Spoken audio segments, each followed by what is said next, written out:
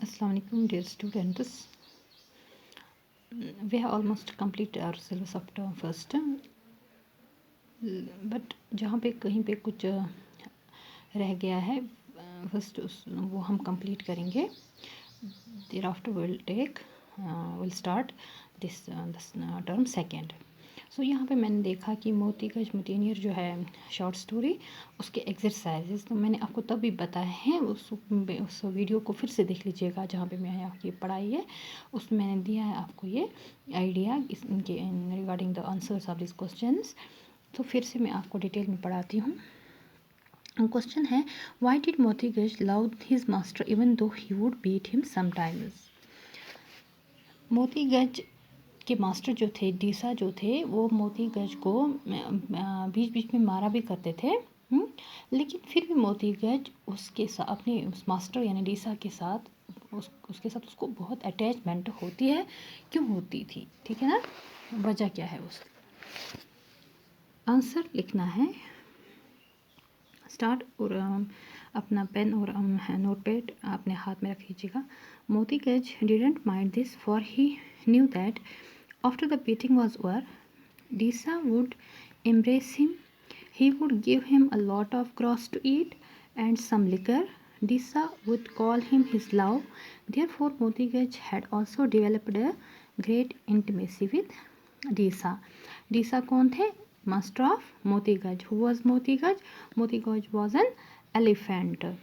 ठीक है, मोतीगज यानी कि he was a pearl elephant, इसलिए उसको मोतीगज कहा गया है.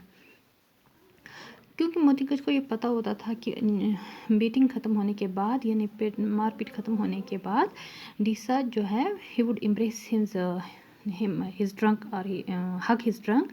उसके बाद वो उसको लॉट ऑफ ग्रॉस दिया करते थे खाने के लिए और लिक्विड, क्योंकि Moti Guj was very fond of liquid. तो उसको ये चीज़ें पता थी. फिर और साथ में डीसा उसके साथ प्यार भरी बातें भी किया करता था, like my love my life. ठीक है, सो मोतीगज को भी एक अच्छी खासी इंटीमेसी डेवलप हो गई थी. किसके साथ? डीसा यानी अपने मास्टर के साथ. This is the answer of question number 1. ठीक है, ये write down. Then there is question number 2. Question number 2 है, how long was Deesa to be away and how did he tell Moti Guj about this. Deesa कितने दिनों के लिए मोतीगज से दूर गए थे यानी घर गए थे और उसने मोतीगज को किस कैसे उसको बताया. ठीक है ना.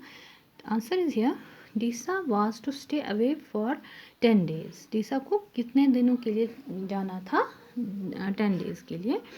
डीसा conveyed this to the Moti Guj verbally as well as he also hit the elephant 10 times on his nails. एक तो उसने उसको वर्बली बताया और उसके यानी एलिफेंट के ये जो नेल्स हैं उन पे 10 times उसको हिट किया, मारा. तो इन दिस वे उसने अपनी मैसेज उसको कन्वे की. Then question number 3 is, what were the lies Disa told his employer? Why did he tell such dreadful stories? डीसा ने कुछ लाइज यानी कुछ वो बहुत सारे झूठ बोले अपनी लीव को सेंक्शन करने के लिए, उससे दूर जाने के लिए अपने एम्प्लॉयर को. एम्प्लॉयर कौन थे? Coffee planter. तो उसने क्यों ये ड्रेडफुल स्टोरीज बताई? फर्स्ट पहले क्या कहा डीसा ने? Deesa said that his mother had died. ठीक है, ये मैंने पढ़ाया आपको. Then he lied about the death of his wives.